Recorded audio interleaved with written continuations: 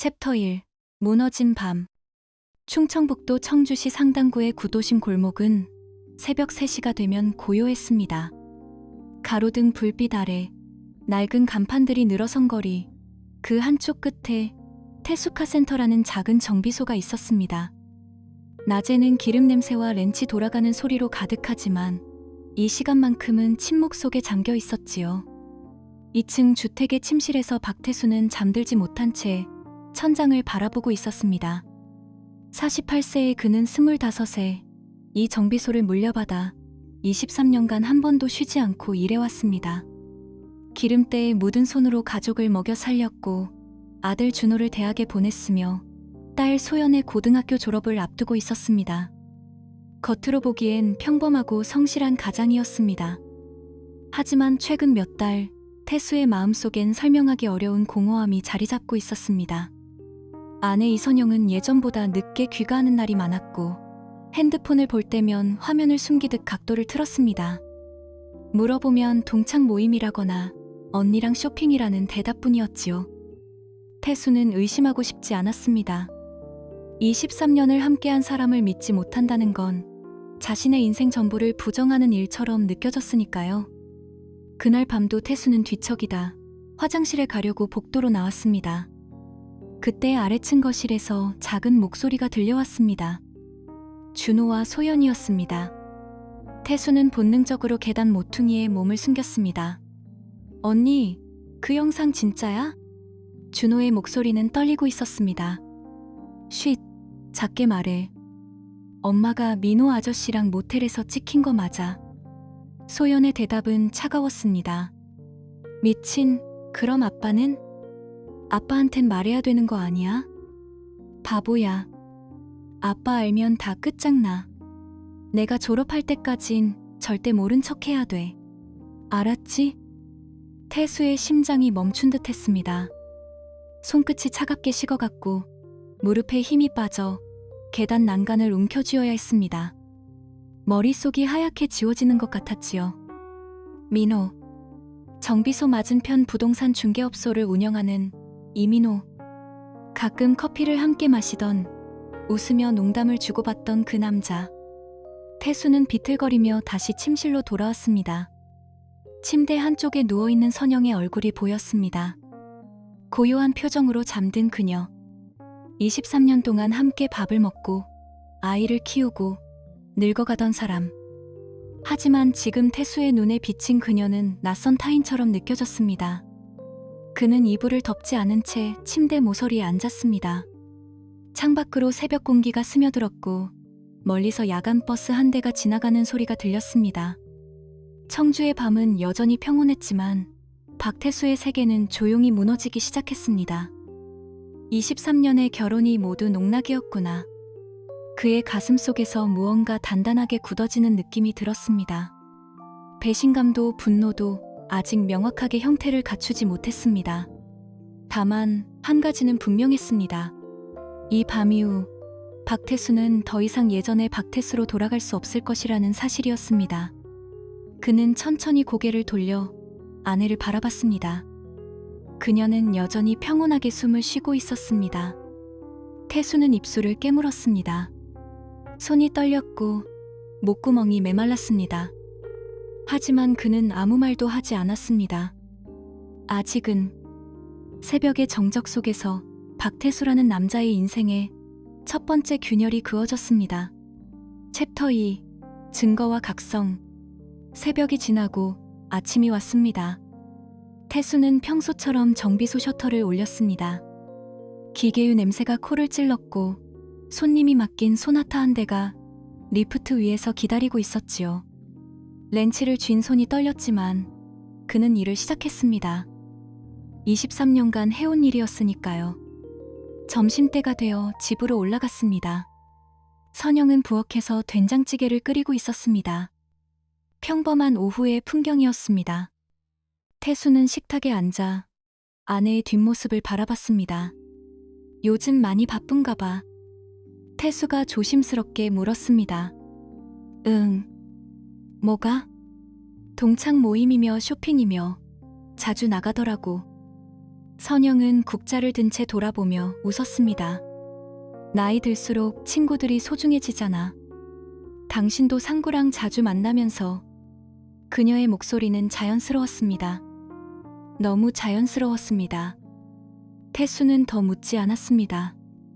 대신 밥을 먹으며 아내의 손목시계를 봤습니다. 작년 결혼기념일에 자신이 선물한 게 아니었습니다. 식사를 마치고 다시 정비소로 내려왔을 때 태수의 마음은 이미 결정되어 있었습니다. 확인해야 했습니다. 아이들이 드든 그 영상, 민호와의 관계, 모든 것을 명확히 알아야 했습니다. 그날 밤 선영이 샤워를 하는 동안 태수는 침실 화장대로 갔습니다. 손이 떨렸지만 서랍을 열었습니다. 화장품 사이로 작은 휴대폰이 보였습니다. 그녀의 평소 폰이 아니었습니다. 태수는 그것을 집어들었습니다. 잠금이 걸려있지 않았습니다. 아니, 잠금 패턴이 소연의 생일이었습니다. 태수는 메시지 앱을 열었습니다. 민호와의 대화가 펼쳐졌습니다. 오늘 이 시 청주 호텔 어때? 남편은 정비소에서 일하지 뭐. 걱정 마. 사진들이 있었습니다. 태수는 더 보지 않았습니다. 볼 필요가 없었습니다. 그는 폰을 제자리에 놓고 화장대를 닫았습니다. 샤워실에서 물소리가 들렸습니다. 평온한 소리였습니다. 태수는 거실로 나와 소파에 앉았습니다. 분노가 치밀어 올랐습니다. 하지만 동시에 이상한 차분함도 느껴졌습니다. 혼란스러웠지만 머릿속은 오히려 맑아졌습니다. 더는 호구로 살지 않겠다. 다음 날 오후 태수는 정비소 문을 닫고 구도심 끝 체육관을 찾아갔습니다. 상구짐이라는 낡은 간판 아래 고등학교 동창 김상구가 복싱 글러브를 끼고 샌드백을 치고 있었습니다. 야, 태수. 무슨 일이야? 상구는 땀을 닦으며 물었습니다. 태수는 한참을 말없이 서 있다가 입을 열었습니다. 형, 난 15년 동안 맞아온 것 같아. 뭐? 누가 때렸어? 아니, 그런 게 아니라. 태수는 천천히 상황을 설명했습니다. 상구는 글러브를 벗으며 한숨을 쉬었습니다. 그 새끼 민호. 내가 전부터 수상하다 생각했어. 동네에서 소문도 있었고. 소문? 응. 오창수 그 아저씨 알지? 그 양반이 몇 달 전에 봤대. 내 와이프랑 민호가 차에서 내리는 거. 태수의 주먹이 떨렸습니다. 상구가 그의 어깨를 잡았습니다. 태수야, 넌 평생 착하게만 살았어. 근데 착한 게 바보인 건 아니야. 이제 네가 먼저 때릴 차례다. 태수는 고개를 끄덕였습니다. 어떻게 해야 해? 증거부터 확실히 모아. 법적으로, 재산적으로 모든 걸 내 편으로 만들어놔. 그날부터 태수는 움직이기 시작했습니다. 민호의 일정을 추적했습니다. 부동산 중개업소 간판 아래서 그가 고급 세단을 타고 나가는 모습을 지켜봤습니다. 청주 시내의 호텔 주차장에서 선영과 만나는 장면을 사진으로 찍었습니다. 떨리는 손으로 셔터를 누를 때마다 가슴속에서 무언가 굳어져 갔습니다. 또한 태수는 오랜 고객이었던 회계사 최은주를 찾아갔습니다. 은주는 차정비를 맡기러 올 때마다 세무 이야기를 나누던 사람이었습니다. 사장님, 이 계좌 거래 내역 좀 봐주시겠어요? 태수가 휴대폰 사진을 보여주자 은주의 표정이 굳었습니다. 이거 부동산 투기 의심되는데요. 이런 큰 금액이 반복적으로 들어오고 나가고 탈세 가능성도 있어 보입니다. 태수는 조용히 고개를 끄덕였습니다. 더 조사할 수 있을까요? 할 수 있죠. 시간 좀 주세요. 일주일 후 은주는 서류 뭉치를 들고 정비소를 찾아왔습니다. 사장님, 이 사람 완전히 불법이에요. 다운계약서 쓰고 여러 명의로 부동산 쪽에서 보유하고 국세청 넘기면 바로 조사 들어갑니다. 태수는 서류를 천천히 넘겼습니다. 민호의 재산 목록, 계좌 흐름, 탈세 추정액, 모든 것이 명확했습니다. 그날 밤 태수는 다시 화장대 서랍에 휴대폰을 확인했습니다. 새로운 메시지들이 있었습니다. 다음 주 부산 출장 간다며? 같이 가자. 남편은 또 정비소에서 기름 묻히고 있겠지. 태수는 폰을 내려놓았습니다. 손은 더 이상 떨리지 않았습니다. 그는 창밖을 바라봤습니다. 청주의 밤거리가 조용히 빛나고 있었습니다. 23년 동안 지켜온 것들이 무너지고 있었습니다. 하지만 동시에 박태수라는 남자 안에서 새로운 무언가가 단단하게 자리 잡고 있었습니다. 분노가 아니었습니다. 복수도 아니었습니다. 그것은 결의였습니다. 이제는 내가 규칙을 만들겠다. 태수는 서류 뭉치를 서랍에 넣고 잠갔습니다. 증거는 충분했습니다. 이제 남은 것은 타이밍뿐이었습니다. 챕터 3. 정면 충돌. 목요일 오후 2시, 태수는 청주시 흥덕구의 한 법률사무소에 앉아 있었습니다. 법무법인 정심이라는 간판 아래 변호사 서진우는 태수가 건넨 서류 뭉치를 천천히 넘기고 있었습니다. 증거가 아주 명확하네요. 메시지 기록, 호텔 예약 내역, 사진까지. 진우는 안경을 고쳤으며 말했습니다. 상대방 재산 조사도 완료됐습니다. 부동산 투기 혐의도 있고요. 그럼 어떻게 진행하면 되죠? 태수의 목소리는 차분했습니다. 진우는 잠시 태수를 바라봤습니다. 기름때 묻은 작업복을 입은 중년 남자. 하지만 그의 눈빛은 흔들리지 않았습니다. 일단 배우자에게 이혼 의사를 밝히고 상대 남성에게는 법적 조치를 취할 수 있습니다. 위자료 청구도 가능하고요. 아니요. 태수가 고개를 저었습니다. 법정까지 가기 전에 먼저 직접 만나야 합니다. 위험할 수 있습니다. 괜찮습니다. 제가 15년 동안 당한 걸 생각하면 이 정도는 아무것도 아닙니다. 진우는 더 말리지 않았습니다. 그날 저녁, 태수는 선영의 휴대폰을 다시 확인했습니다. 새로운 메시지가 와 있었습니다. 내일 오후 3시 청주 그랜드 호텔 1203호. 기다릴게. 태수는 메시지를 사진으로 찍었습니다. 그리고 다음 날 정비소문을 일찍 닫았습니다. 금요일 오후 2시 50분, 태수는 청주 그랜드 호텔 로비에 앉아 있었습니다. 정장을 입지는 않았지만 깨끗한 셔츠로 갈아입었습니다. 손에는 서류 가방이 들려 있었습니다. 3시 10분, 엘리베이터 문이 열리고 민호가 나왔습니다. 그는 태수를 보자 멈춰 섰습니다. 얼굴이 굳었습니다. 태수 형? 앉으시지. 태수가 로비 소파를 가리켰습니다. 민호는 주위를 둘러보며 천천히 다가왔습니다. 무슨 일로 1203호 가려고 했죠? 민호의 얼굴이 하얗게 변했습니다. 뭔 소리? 이민호 씨. 지금 거짓말할 시간 없습니다. 태수는 서류 가방을 열고 사진 몇 장을 꺼내 탁자 위에 놓았습니다. 민호와 선영이 차에서 내리는 사진, 호텔 주차장에서 걷는 사진. 민호의 얼굴이 일그러졌습니다. 형, 이건 오해야. 우리는 그냥... 오해 아닙니다. 태수가 또 다른 서류를 꺼냈습니다. 메시지 기록도 있고 호텔 예약 내역도 있습니다. 15개월치요. 민호는 입을 다물었습니다. 손이 떨렸습니다. 그리고 이건... 태수가 마지막 서류를 펼쳤습니다. 이민호 씨의 부동산 거래 내역입니다. 다운 계약서, 명의 분산, 탈세 추정액까지. 회계사가 정리해줬어요. 민호의 얼굴에서 혈색이 완전히 사라졌습니다. 형, 이게 무슨... 24시간 드리겠습니다. 태수는 조용히 말했습니다. 제 아내와 관계를 정리하고 부동산 투기로 벌어들인 돈을 반환하세요. 피해자들 있잖아요. 할머니들한테서 집 빼앗은 거. 그건 합법적인 거래였어. 국세청이 판단할 겁니다. 이 서류 넘기면요.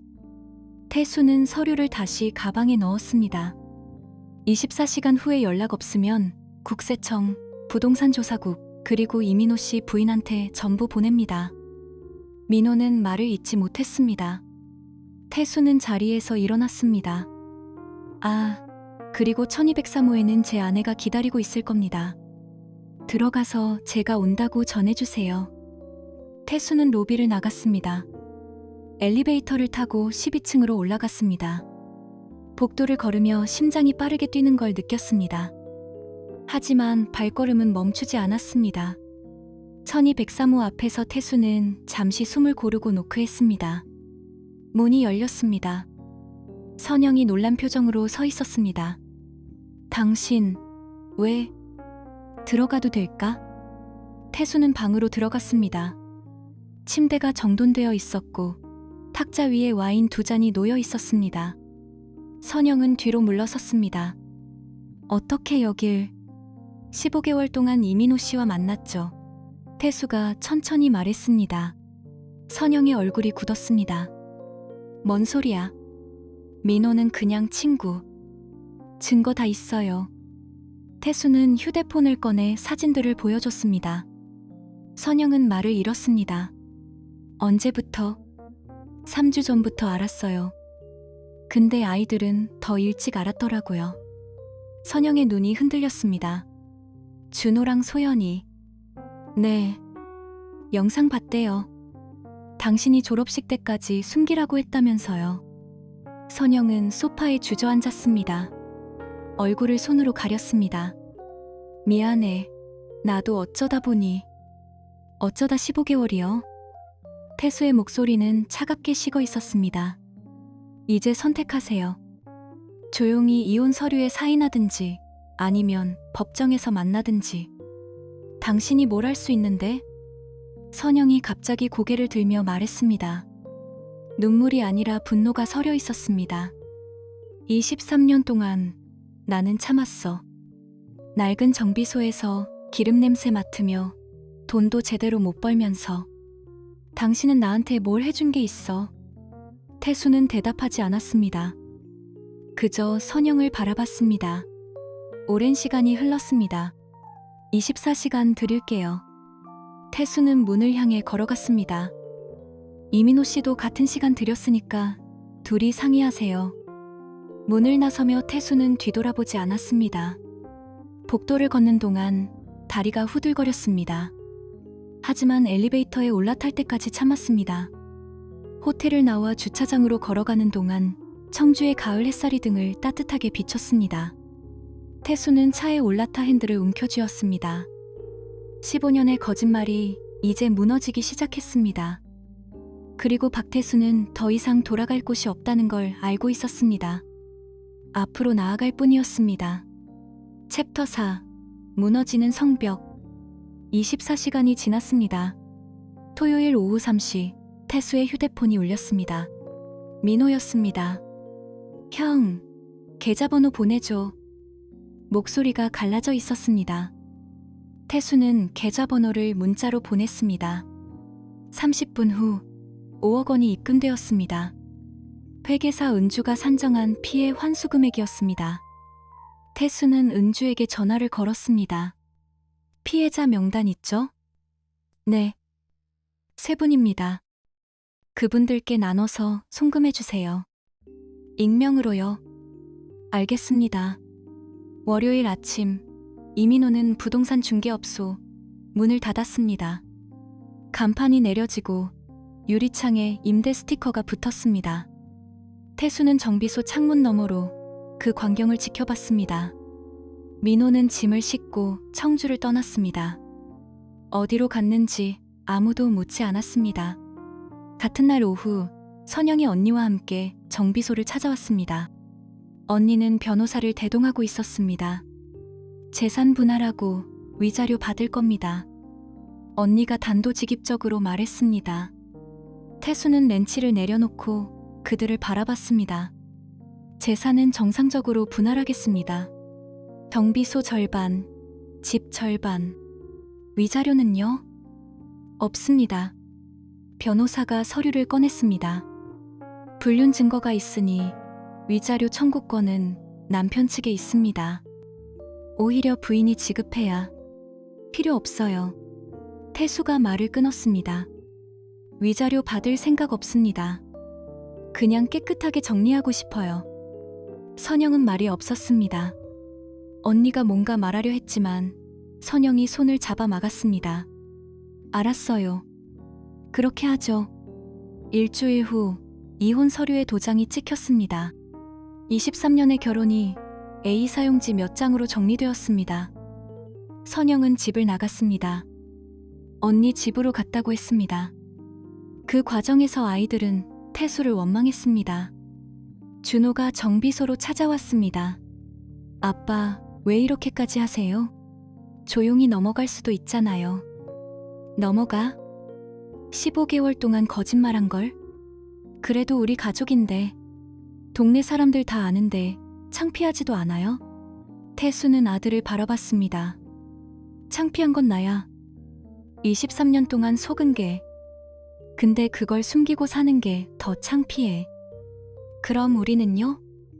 저랑 소연이는 어떻게 돼요? 너희가 어떻게 되긴. 대학 다니고 졸업하고 취직하고 그렇게 살지. 엄마 없이요? 태수는 대답하지 않았습니다. 준호는 정비소를 나갔습니다. 발걸음이 무거웠습니다. 소연은 더 직접적이었습니다. 문자가 왔습니다. 아빠 때문에 우리 가족 망가졌어. 용서 안 해. 태수는 휴대폰을 내려놓았습니다. 가슴이 아팠습니다. 하지만 후회하지는 않았습니다. 한 달이 지났습니다. 동네 사람들의 시선이 달라졌습니다. 어떤 이들은 동정했고 어떤 이들은 수군거렸습니다. 태수는 신경 쓰지 않았습니다. 매일 아침 정비소 셔터를 올리고 차를 고치고 저녁에 문을 닫았습니다. 어느 날 오후 할머니 한 분이 정비소를 찾아왔습니다. 사장님이세요? 네. 무슨 일이세요? 할머니는 봉투 하나를 내밀었습니다. 감사 인사 드리러 왔어요. 저를요? 민호 그 사람한테 집을 빼앗길 뻔했는데 갑자기 돈이 돌아왔어요. 익명이라고 했지만 사장님이 하신 것 같아서요. 태수는 고개를 저었습니다.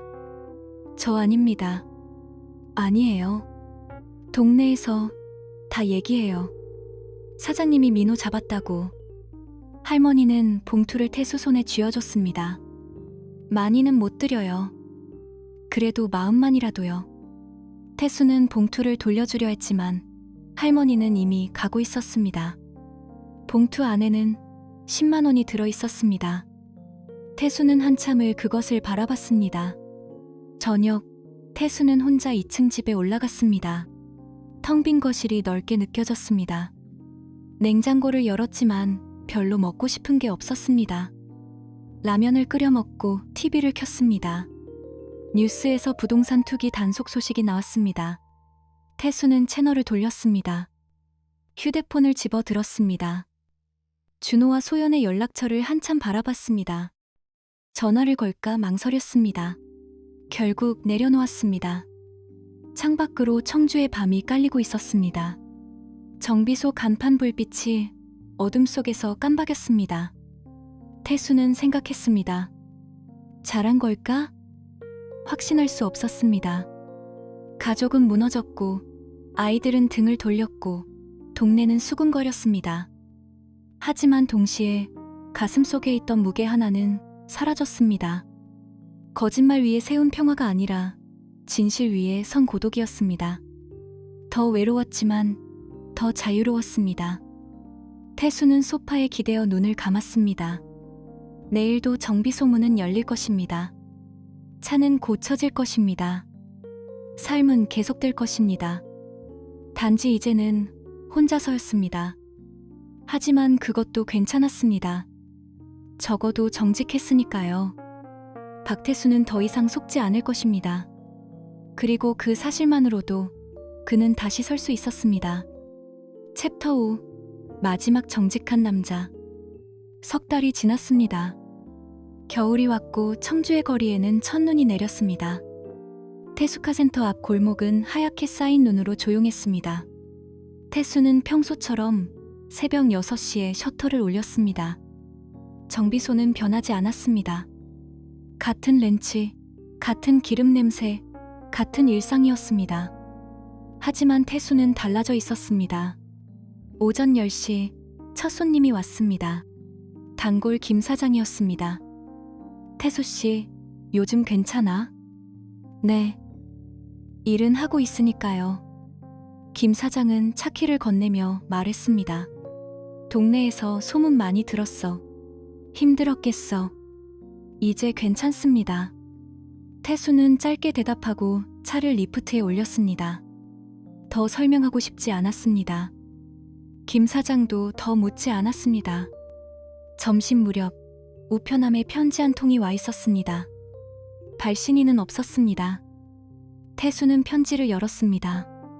사장님, 저는 민호한테 집을 되찾은 할머니입니다. 손자가 대신 써줬어요.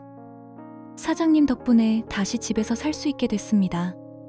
세상에 아직 좋은 사람이 있다는 걸 알았습니다. 감사합니다. 태수는 편지를 천천히 접었습니다.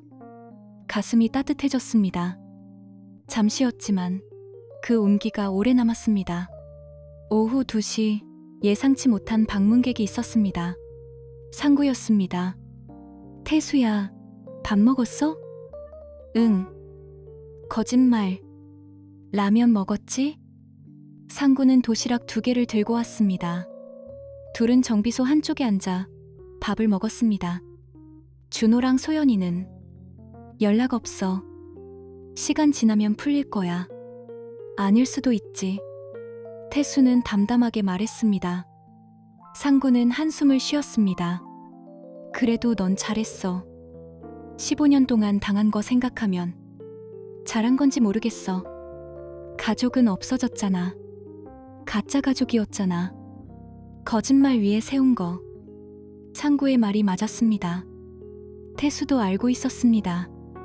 하지만 여전히 마음 한쪽이 쓰렸습니다. 형, 나 이제 어떻게 살아야 돼? 그냥 살면 되지. 매일 일하고 밥 먹고 자고. 그게 사는 거야. 상구는 빈 도시락을 챙기며 말했습니다. 너 혼자가 아니야. 나 있잖아. 태수는 고개를 끄덕였습니다. 저녁, 태수는 2층 집으로 올라갔습니다. 텅 빈 거실을 지나 작은 베란다로 나갔습니다. 창문을 열자 찬바람이 들어왔습니다. 맞은편 부동산 중개업소는 여전히 비어 있었습니다. 임대 스티커가 바람에 흔들렸습니다.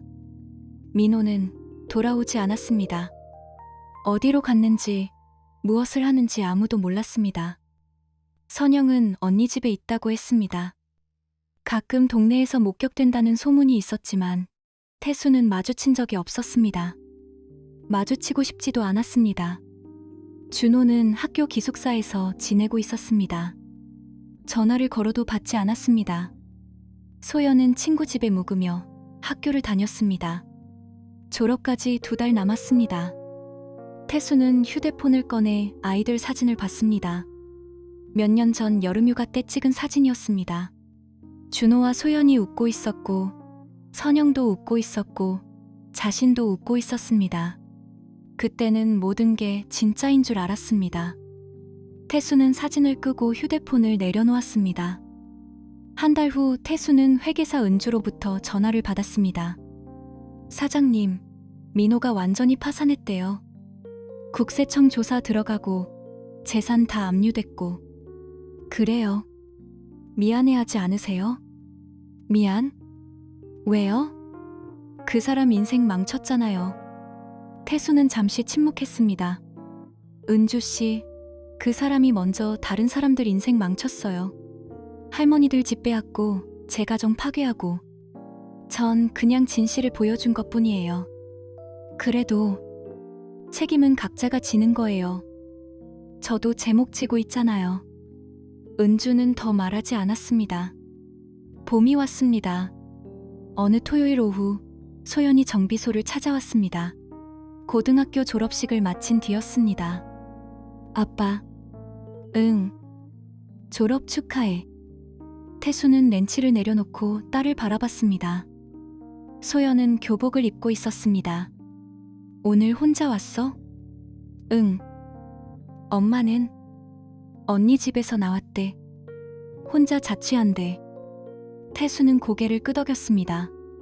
아빠, 나 아직도 화나. 소연의 목소리가 떨렸습니다. 알아. 근데 이해는 돼. 조금. 태수는 대답하지 않았습니다. 소연이 계속 말했습니다. 엄마가 거짓말한 거 맞아? 나도 봤어, 그 영상. 근데 아빠도 너무 냉정했어. 미안해. 사과 안 받아. 소연은 돌아서려다 멈췄습니다. 그래도 아빠가 틀린 건 아닌 것 같아. 그냥 방법이 너무 아팠어. 소연은 정비소를 나갔습니다. 태수는 한참을 서 있었습니다. 그날 밤, 태수는 오랜만에 편히 잠들었습니다. 여름이 왔습니다. 태수카센터는 여전히 문을 열었고, 손님들은 여전히 왔고, 태수는 여전히 차를 고쳤습니다. 동네 사람들은 더 이상 수군거리지 않았습니다. 시간이 지나며 소문은 사라졌습니다. 어느 날 김 사장이 또 차를 가지고 왔습니다. 태수 씨, 동네에서 당신 별명 알아? 뭔데요? 청주의 마지막 정직한 남자래. 태수는 웃었습니다. 처음으로 웃었습니다. 정직한 게 뭔지 모르겠어요. 속지 않고 사는 거 아닐까? 김 사장이 말했습니다. 그것도 용기잖아. 태수는 고개를 끄덕였습니다. 저녁, 태수는 베란다에 나가 청주의 하늘을 바라봤습니다. 노을이 지고 있었습니다. 바람이 불었고 어디선가 아이들 웃음소리가 들렸습니다. 23년의 결혼은 끝났습니다. 가족은 흩어졌습니다. 하지만 태수는 여전히 여기 있었습니다. 정직하게, 홀로, 그러나 자유롭게. 그는 더 이상 누구의 호구가 아니었습니다. 박태수는 이제 자신의 규칙으로 살았습니다. 그리고 그것으로 충분했습니다. 청주의 밤이 깔렸습니다. 태수카센터 간판이 어둠 속에서 빛났습니다. 내일도 셔터는 열릴 것입니다. 박태수의 삶은 계속될 것입니다. 정직하게,